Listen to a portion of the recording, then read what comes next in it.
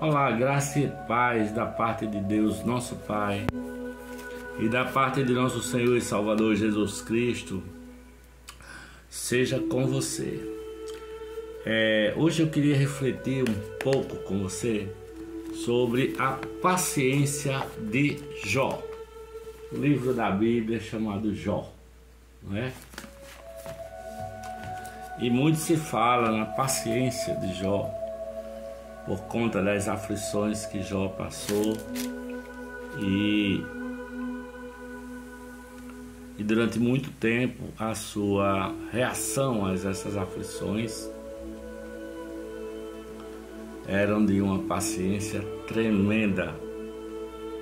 Mas eu tenho vivido dias de Jó e tenho que aprender um pouco com essa vida de Jó, um pouco dessa paciência, um pouco do que significa tudo isso, porque nas nossas vidas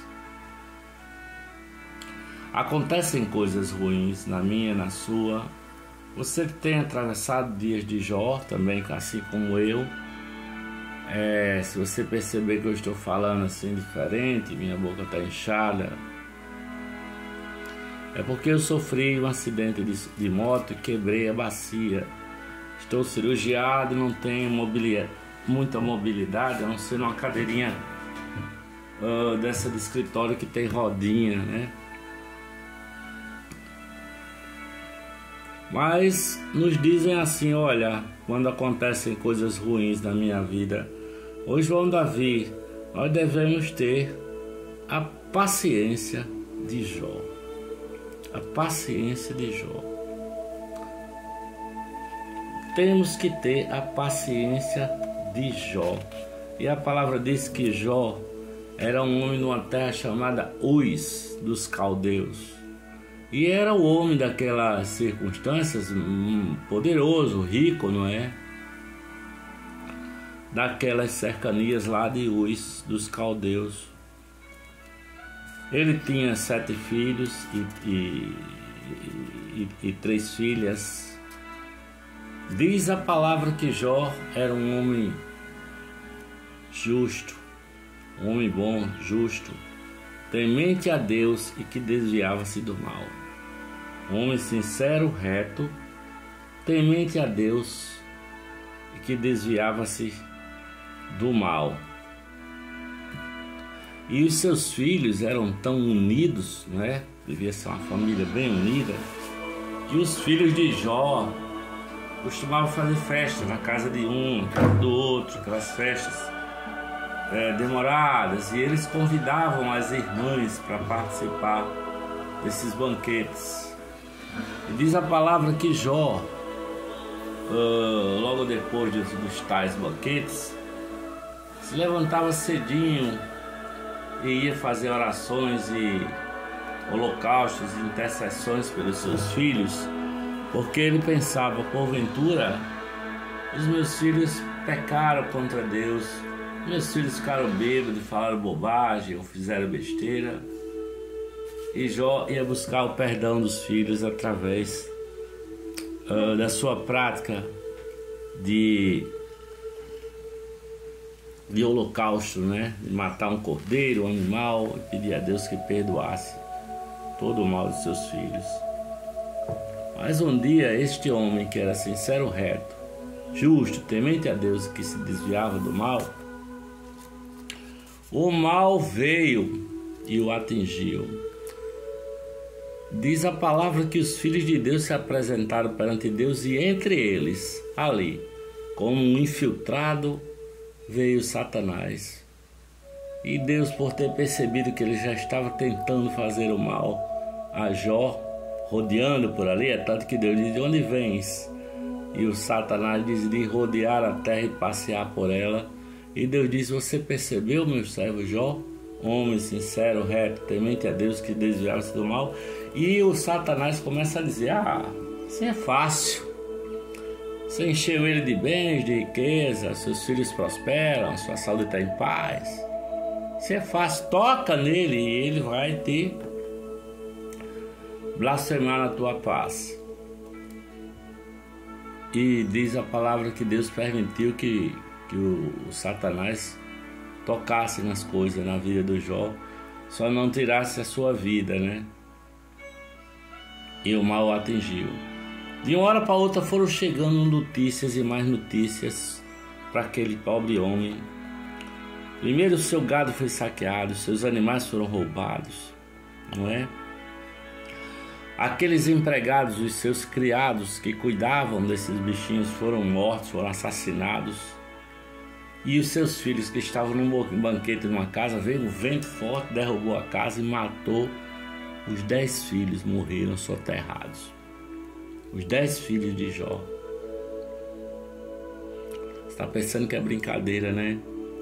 Diga você que tem atravessado o dia de Jó, mas não nessas proporções aqui desse Jó aqui, tá? Mas veja só o que aconteceu. Mas Jó não pecou, Jó não, a princípio não se desesperou, não é?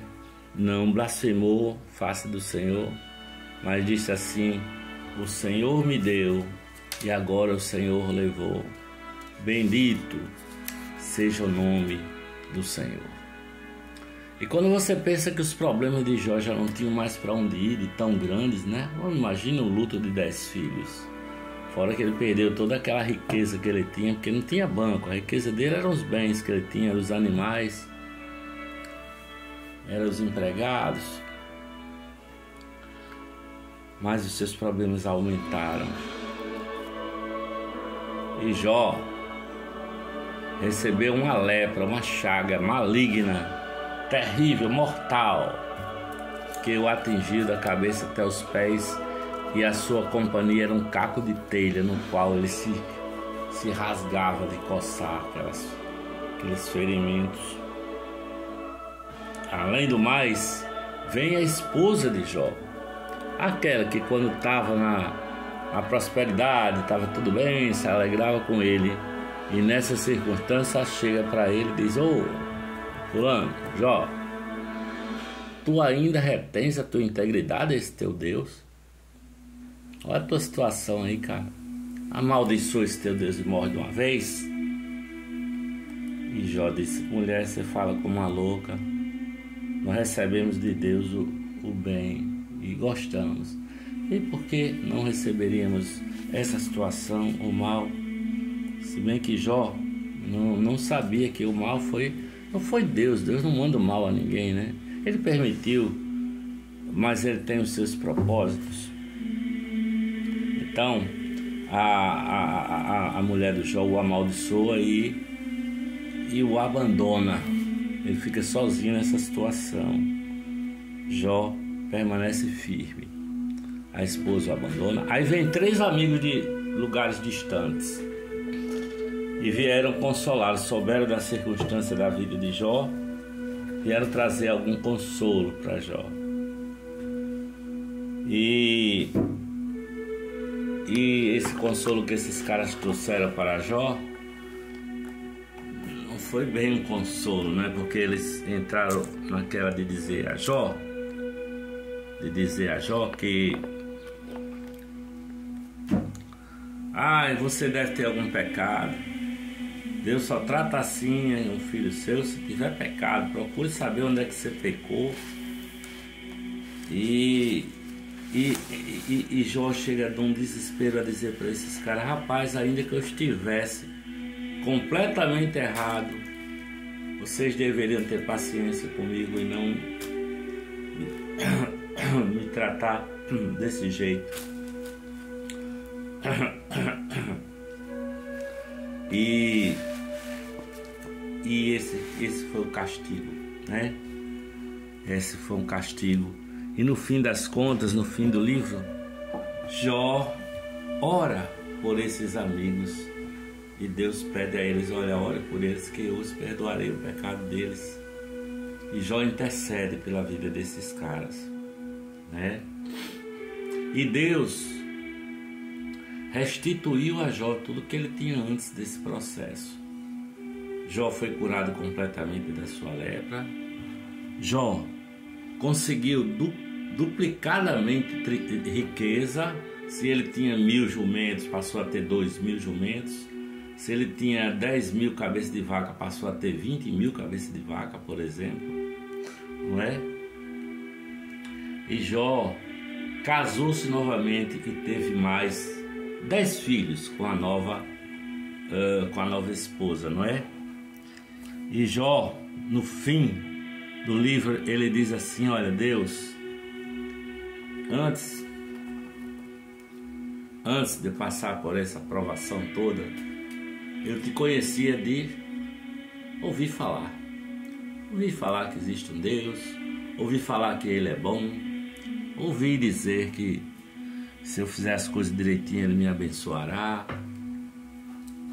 Mas agora os meus olhos te veem. Eu acho isso tão maravilhoso, sabe? Jó dizendo para Deus que agora os meus olhos, Deus, os meus olhos te veem, sabe? Te veem, porque o fruto do Espírito que torna toda a ordem da lei assim obsoleta e além do mais desnecessária, não é? Para a consciência que recebeu a revelação do Evangelho. E a revelação do Evangelho é o escândalo da graça, tá certo? O resto é invenção dos homens para diminuir a loucura da cruz.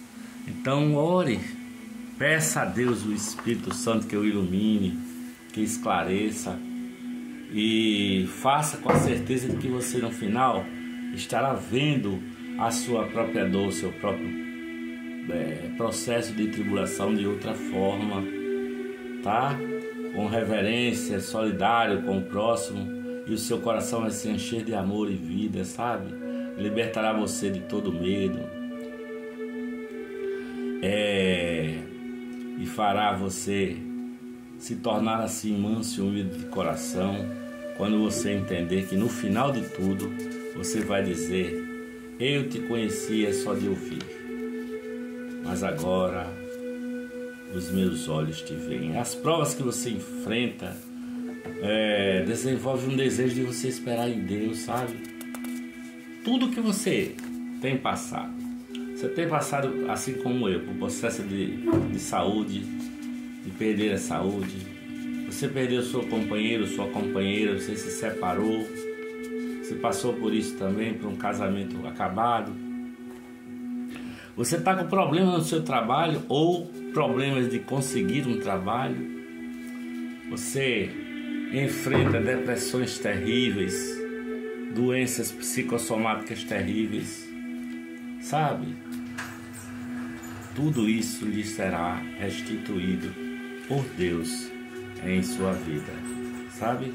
Saiba que tudo isso lhe será restituído em sua vida, tá? Aqui em Tiago, no capítulo 5, versículo 11,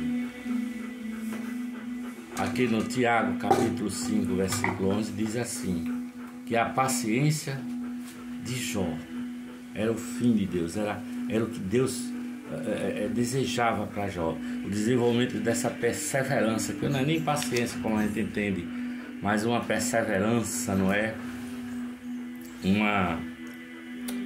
Uma perseverança que faz com que ele lute para não perder a sua fé. E Jó amou a Deus. Você pensa que foi fácil passar por isso? Não foi fácil. Levou tempo, sabe? Levou tempo.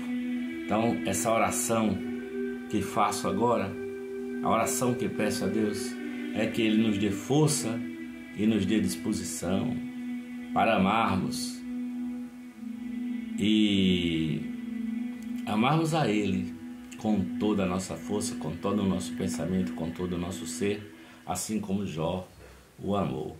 Ensina-nos a te amar, Senhor. Ensina-nos a te conhecer face a face, porque antes de passar por tudo isso eu conhecia e ouvi falar, mas agora os meus olhos te veem. Amém.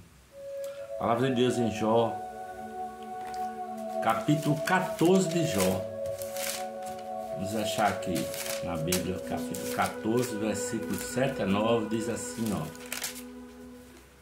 Capítulo 14 de Jó, dos versículos de 7 a 9, diz: porque há esperança para a árvore que for cortada, ainda se renovará e não cessarão os seus renovos, se envelhecer na terra a sua raiz e morrer o seu tronco no pó, ao cheiro das águas brotará e dará ramos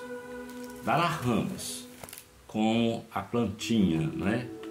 Ela pode ser podada, ela pode passar por uma estação de seca, mas ao menor cheirinho de água, ao menor chuvisco, ela tornará a dar a sua força, os seus ramos, as suas folhas e os seus frutos. Tá certo?